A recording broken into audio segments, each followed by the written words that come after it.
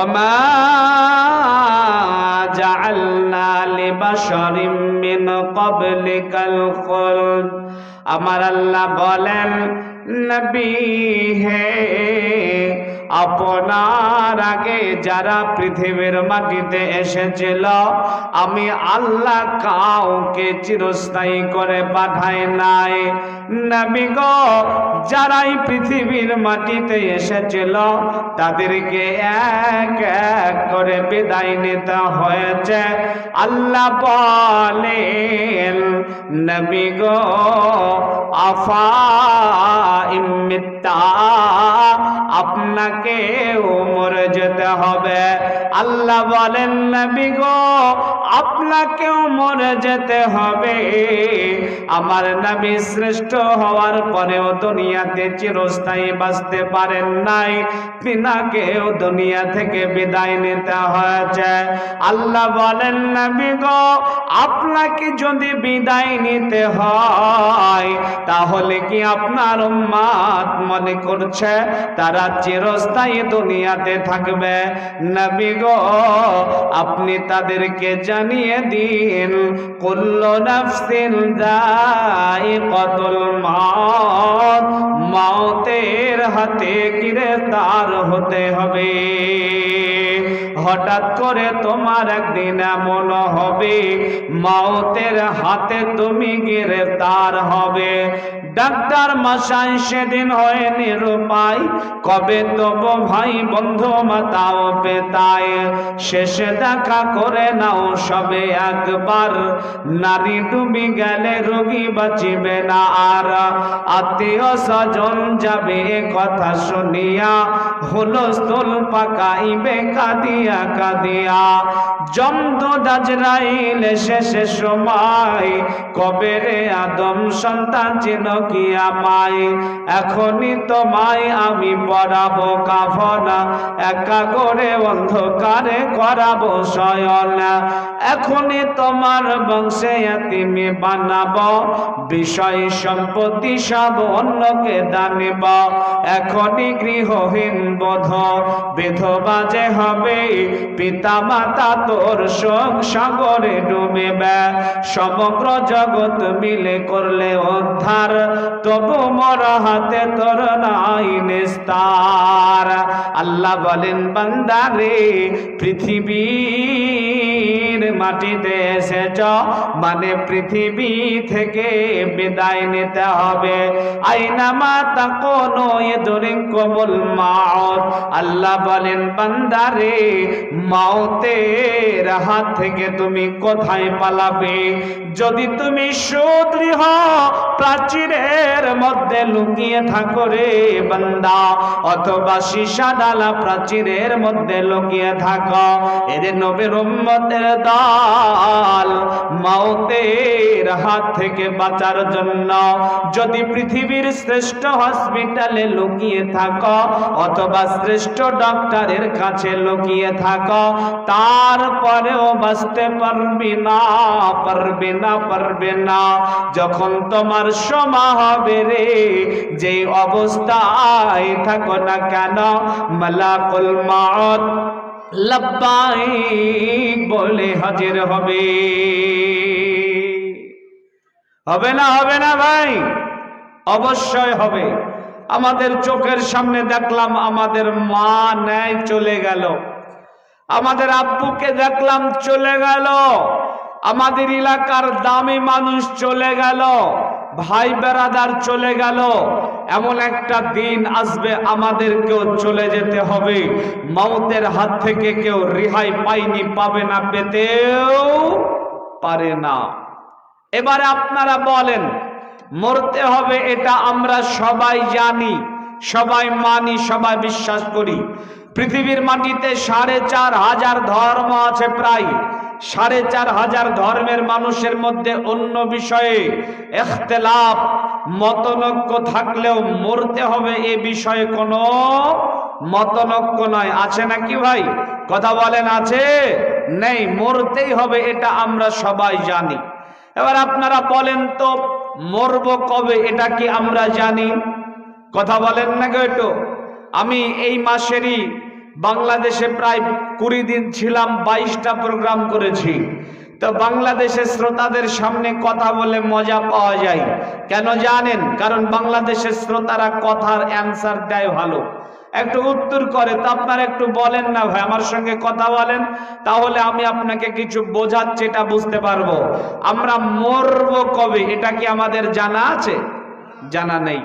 এখানে অনেক মানুষ বসে আছেন, নারী পুরুষ অনেক বসে আছেন, কেউ বলতে পারবেন না যে আমি কবে মরব, কোন সপ্তাহে মরব, কোন মাসে মরব, এটা আমরা কেউ বলতে পারবো না। কিন্তু দুঃখের বিষয় হলো, পরিতাপের বিষয় হলো, আমাদের চাল চলন, আচার ব্যবহার, ওঠা বসা, কথাবার্তা শুনে মনে হয় মরব কবে এটা আমরা জেনে বসে আছি। মনে হয় না? হয় না? কথা বলেন, হয় না? হয় না? মুরব্বীর বয়স 50 বছর, এখনো মসজিদে যায় না। মুরব্বীকে আপনি বলেন যে চলেন একটু মসজিদে যাবেন, তখন মুরব্বী বলবেন যাও, তোমাকে কথা দিলাম আগামী শুক্রবার থেকে যাব। বলে না? বলে না? এ কথা বলেন, বলে না? বলে না?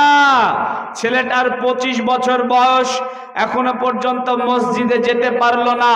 চারিদিকার চুলগুলাকে কাটলো আর মধ্যেখানে জুতা পরিষ্কার করা বেরাস রাখলো। যেই প্যান্টটা পরে সেটা আবার 20-22 জায়গায় ছেঁড়া। ও এমন ভাবে চলাফেরা করে, দেখে মনে হয় যে আবু জাহেলের পোতা। মনে হয় না? হয় না?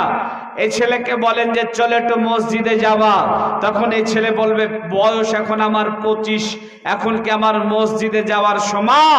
এখন রোমান্স করব, এনজয় করব, এখন মসজিদে যাব না, ঠিক সময় হলে মসজিদে যাব।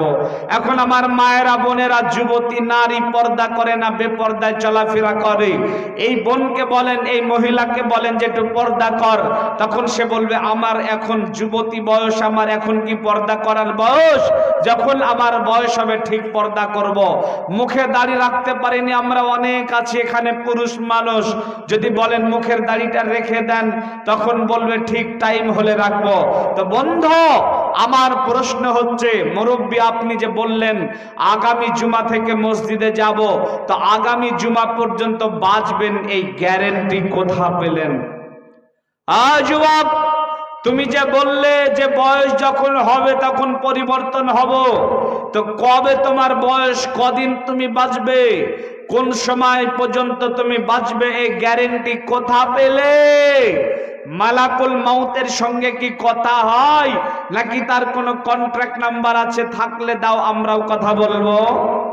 যে বন্ধু, মরবো কবে এটা আমরা কেউ জানি না। আমার আল্লাহ বলেন বিসমিল্লাহির রহমানির রহিম, ওমা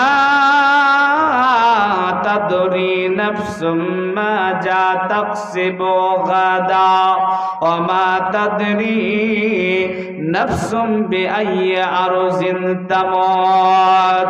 দো চীজত মেরা কসা জর জর, এক আবেদানা দেখাদ খাহে গর। দুই জিনিস মানুষের করে আকর্ষণ, প্রথম তার দানা পানি, দ্বিতীয় মরলা। যার যেটা লেখা আছে খাইবে যাইয়া, মরণ যেখানে যার যাইবে ঘটিয়া। কার কথা মরণ আছে থাকতো যদি জানা, দুর্ঘটনা হয়ে মানুষ কভু মরিত না। বন্ধুরে রে, আমার মায়েরা, বোনেরা, ভালো করে শ্রবণ করে নেন। আমার আল্লাহ বলেন বান্দা, বান্দা আগামী কালকে তুমি কোথায় খাবে, কি খাবে, কোথায় তোমার রুজি আছে? বান্দা রে, এটা তুমি জানো না, জানো না, জানো না। বান্দা রে, তোমার কোন বয়সে মওত হবে?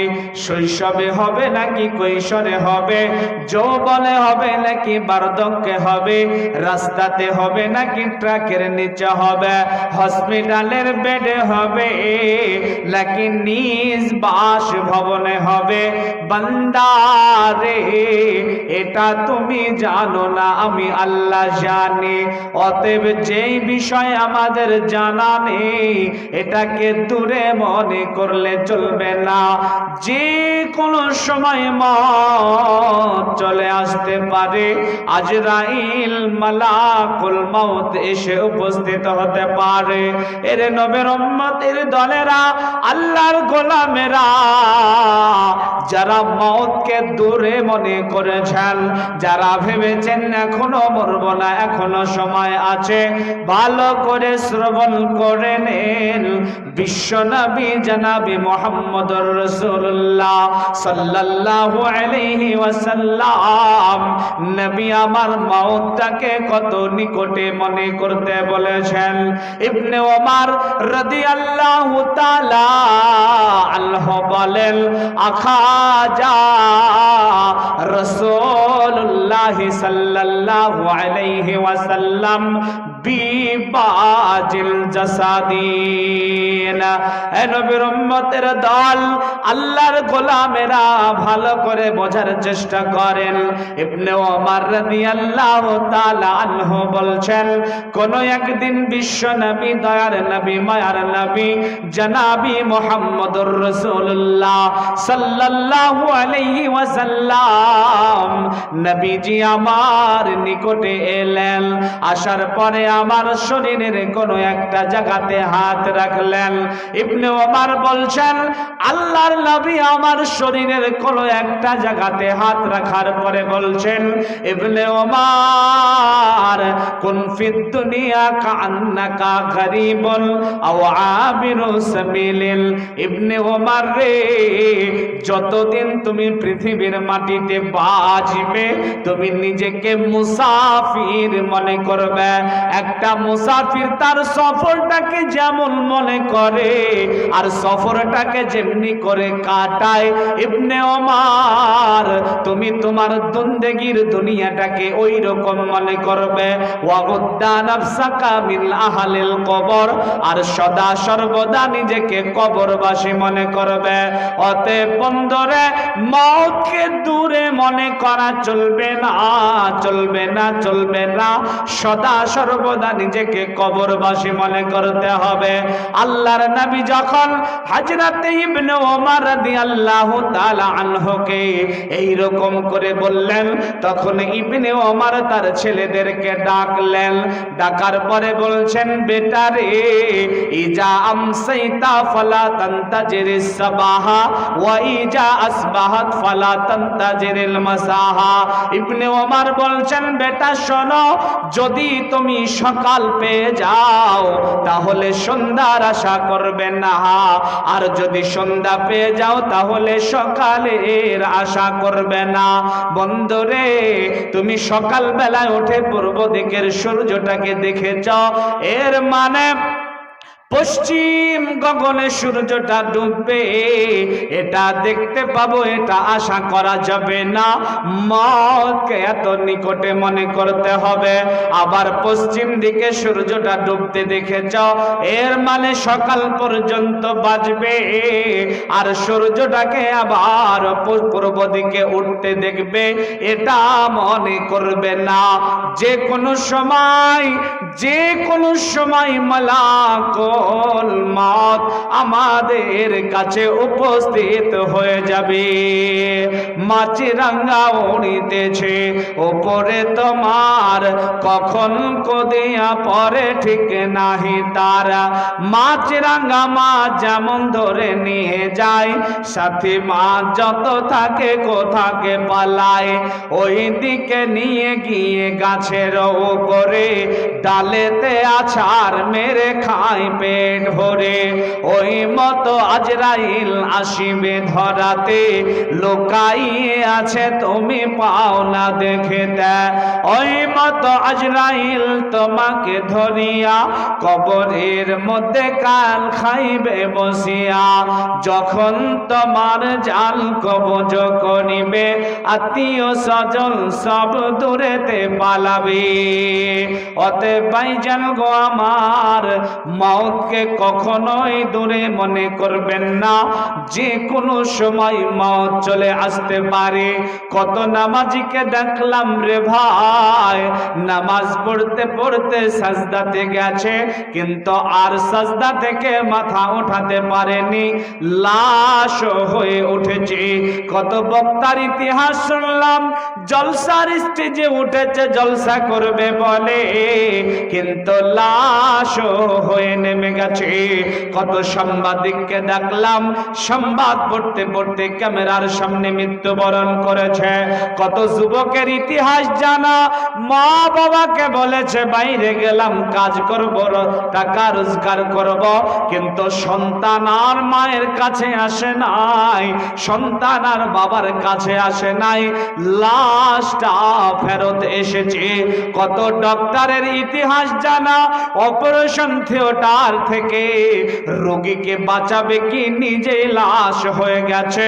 মওতকে দূরে মনে করবে না, করবে না, করবে না, যে কোনো সময় মালাকুল মওত আসতে পারে। কি ব্যাপার, এইগুলাকে কি খেতে ডাকলো নাকি? তাহলে তো জলসা ভেঙে দিল প্রায়। জলসা তো প্রায় ভেঙে দিল। কত সুন্দর আমার মায়েরা বসে শুনছিল, আর এই বিরিয়ানি খেতে ডেকে জলসা ভেঙে দিল। আহা, তো যাক, আর কিছুক্ষণ বলি নাকি ভাই? আপনারা তো আছেন, এত সুন্দর একটা মাজমাকে ভাঙলেন, হায় আফসোস, শেষের বেলায় দিতে পারতেন খাবারটা, মানুষজন আরাম করে খেত, জলসাটাও শুনতো, মানুষ একটু হৃদায়ত হতো, মওতের চিন্তা জাগ্রত হতো হৃদয়ে। তো যাজ্ঞা ভাই, আমার দিকে একটু লক্ষ্য করেন, আপনাদেরকে কটা জিজ্ঞাসা করবে, অ্যান্সার দেবেন। আজ থেকে 10 বছর আগে যত জলসা জুলুস হতো, এখন কম হয় না বেশি হয়? একটু কথা বলেন না গো, বেশি হয় না? আজ থেকে 10 বছর আগে যত মৌলানা, কারি, হাফিজ, মুফতি, মুহাদ্দিস ছিল সমাজে, এখন কম না বেশি? বেশি। আজ থেকে 10 বছর আগে যত মাদ্রাসা মক্তব ছিল, এখন কম না বেশি? বেশি। এবারে বলেন, আজ থেকে 10 বছর আগে যত সুদের কারবার ছিল, এখন কমেছে না বেড়েছে? কথা বলে না? বলবেন কিছু? বলেন বলেন। মহিলা যে কটা উঠেছেন, আর বেশি উঠবেন না। এই কটা খাওয়া দাওয়া হয়ে গেলে আপনাদের আবার বলবো, ধীরে ধীরে খেয়ে যাবেন, কোনো হইহল্লা করবেন না। যিনারা দাঁড়িয়ে আছেন বসে বলেন, এদের হয়ে গেলে আবার বলে দেবো। অত সোজা? হ্যাঁ, অত সোজা? বাঁধ ভেঙে দিয়ে বলছে পানি আসবি না, আপনার টিউবটাকে লিক করে দিয়ে বলছে হাওয়া বেরোবে না। পাগল কোথাকার, শুনবে কথা? শুনবে গো? এই কটা বসে আছে, আলহামদুলিল্লাহ পড়ো আর খাবার রেডি করো বাপ। এত সুন্দর একটা মাজমাকে ভেঙে দিয়ে বলছে কিনা যে উঠবেন না। আপনারা সবাই যান, আপনাদের জন্য খাবারের ব্যবস্থা আছে, তবে হয় হট্টগোল করিয়েন না, ভদ্রভাবে একে একে যান আর একটু খেয়ে নেন। তো ভাইয়া, কত সুন্দর লাগছিল বলতে, অসুস্থটাও মনে হচ্ছে সুস্থ হয়ে গেলাম। তারপরে আপনারা আবার এই মজলিসটাকে ভেঙে দিয়ে মনটা ভেঙে দিলেন। তো যা হোক, আলহামদুলিল্লাহ। বলেন তো ভাই, এখনকার সমাজে সুদের কারবার কম না বেশি? বেশি। আগে যত মুসল্লি ছিল মসজিদে, এখন মসজিদে বেশি লোক না কিরামের আড্ডায় বেশি লোক? কথা বলে না? আগে যত পর্দাশীল নারী ছিল সমাজে, এখন কম না বেশি? কম। তাহলে সুদ বাড়লো কেন? বেনামাজি কেন বাড়লো? বেপর্দা নারী কেন বাড়লো? জালসা বেড়েছে, মাওলানা বেড়েছে, মুহাদ্দিস বেড়েছে, মসজিদ বেড়েছে, এর মানে এইগুলা তো কমা দরকার, বাড়লো কেন? বাড়ার কারণ হচ্ছে, মনে রাখবেন মুসলমান, 3টা অক্ষর দিয়ে লেখা একটা শব্দ, যার নাম মওত। মাউতের চিন্তা মানুষের হৃদয় থেকে ডিলিট হয়ে গেছে, যার জন্য ওয়াজ নসিহত করে কোনো পরিবর্তন হয় না।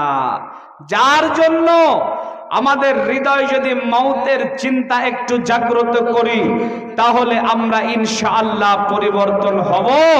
মাউতের চিন্তা হৃদয়ে নেই, যার জন্য আমরা পরিবর্তন হয় না। আমরা মনে করি যে না, আমরা এখন মরব না, আমাদের এখনো অনেক টাইম আছে, মরতে আমাদের অনেক সময় বাকি আছে, যার জন্য আমরা পরিবর্তন হতে পারি না। মনে রাখবেন, ইমাম ইবনে হিম্বাল, ইমাম মালিক রাহিমাহুল্লাহ স্বপ্ন দেখছেন মালাকুল মাউতের সঙ্গে দেখা। এর নবীর উম্মতের দলেরা, আল্লাহর গোলামেরা, মায়েরা, বোনেরা ভালো করে শোনেন। ইমাম মালিক রাহিমাহুল্লাহ মালাকুল মাউতকে যখন দেখলেন, তখন মালাকুল মাউতকে বললেন, ও গো মালাকুল মাউত, বলেন তো আমি কতদিন পৃথিবীতে বাঁচব? বন্ধুরে আমার, মালাকুল মাউত ইমাম মালিক রাহিমাহুল্লাহকে 5টা আঙ্গুলের ইশারা করলেন। তো ইমাম মালিক রাহিমাহুল্লাহ বলছেন, 5টা আঙ্গুল দেখালেন, এর মানে কি আমি 5 দিন বাঁচব, নাকি 5 মাস বাঁচব, নাকি 5 বছর বাঁচব? তো মালাকুল মাউত কিছু বলতে যাবেন, তার আগে ইমাম মালিকের ঘুমটা ভেঙে গেল।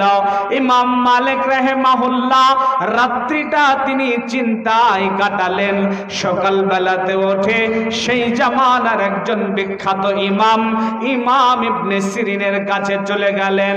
ইমাম ইবনে সিরিনের কাছে যাওয়ার পরে বলছেন, ও ইমাম ইবনে সিরিন, আমি স্বপ্ন দেখেছি মালাকুল মাউতকে জিজ্ঞাসা করলাম কতদিন বাঁচব, তো আমাকে 5টা আঙ্গুল দেখালো। আমি 5টা আঙ্গুলের মানে জিজ্ঞাসা করলাম, তো আমাকে কিছু বলতে যাবে, তার আগে আমার ঘুমটা ভেঙে গেল। আপনি আমার স্বপ্নের তাবির করুন, আমি কতদিন বাঁচব? আমাকে মালাকুল মাউত 5টা আঙ্গুল দেখে কি বোঝাতে চেয়েছে?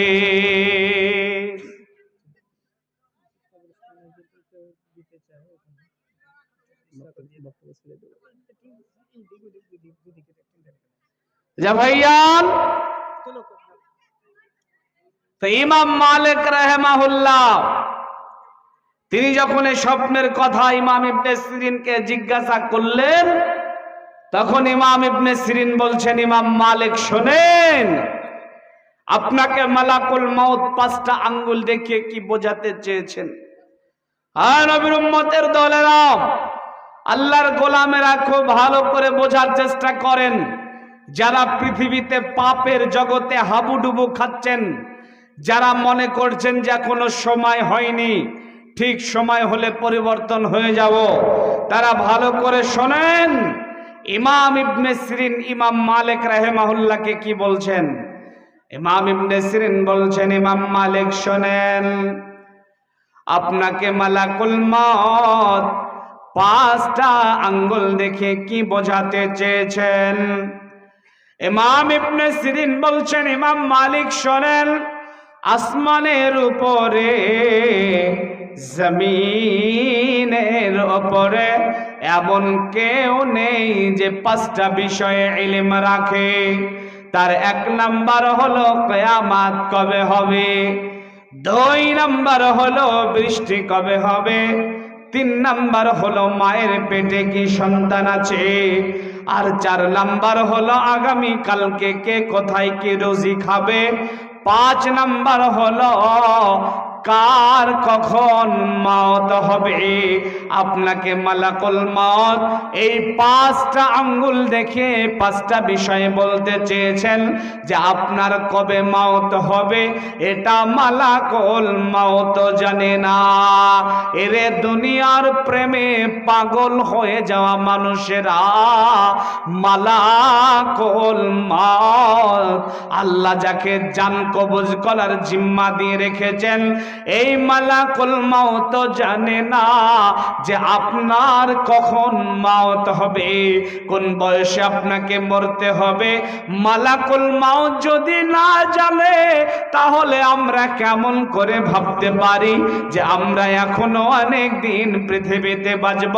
বন্ধুরে, ইজা আমসাইতা ফালা তান্তাজিরিস সাবাহা ওয়া ইজা আসবাহাত ফালা তান্তাজিরিল মাসাহা। সকাল পেলে সন্ধ্যার আশা করবেন না, আর সন্ধ্যা পেলে সকালের আশা করবেন না। আলোচনা অনেক সামনে আছে। মাউত কিভাবে হয়, আল্লাহওয়ালাদের জানটা কিভাবে কবুজ করে, জানটা কবুজ করার পরে তার সঙ্গে কিরূপ আচরণ করে, বদগার মানুষদের আত্মাটাকে কিভাবে কবুজ করে এবং তার আত্মার সঙ্গে কিরূপ আচরণ করে। মাউতের সময় একটা কঠিন যন্ত্রণা হয়, সেই যন্ত্রণাটা কেমন ইত্যাদি ইত্যাদি অনেক আলোচনা আছে। তো ভাইজান, আজকের পরিবেশে সেটা করা সম্ভব নয়। তবে আপনাদেরকে আমি যেটা কথা বলতে চাচ্ছি সেটা হলো যে আজকে আমার আলোচনা আর আজকে যারা জলসা করেছে তাদের উদ্দেশ্য কবরস্থান দুটার সঙ্গে মেল আছে। মরলেই কবরস্থানে যেতে হবে।